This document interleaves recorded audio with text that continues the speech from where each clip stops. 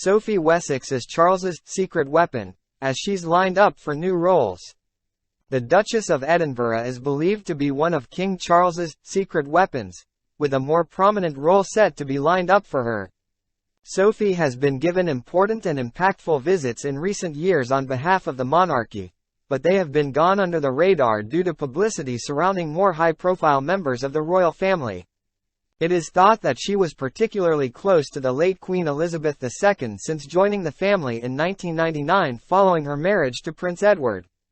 And it is believed that her influence has grown over the years and has seen her make historic trips, including a 4-day secret visit to Iraq last month.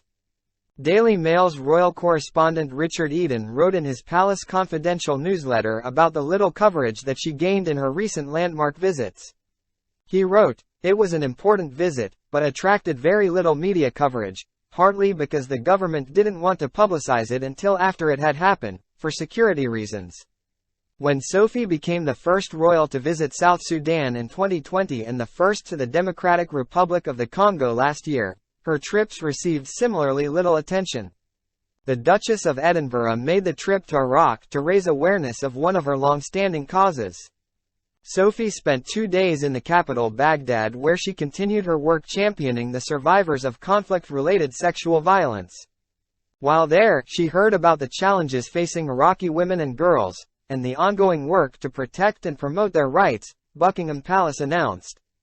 The previously unannounced trip, which was kept secret for security reasons, was made at the request of the Foreign, Commonwealth and Development Office, in support of the Women, Peace and Security Agenda, WPS, the palace said. The Foreign Office advises against all travel to the majority of provinces in Iraq, amid the threat of violent protests in and around the international zone in Baghdad.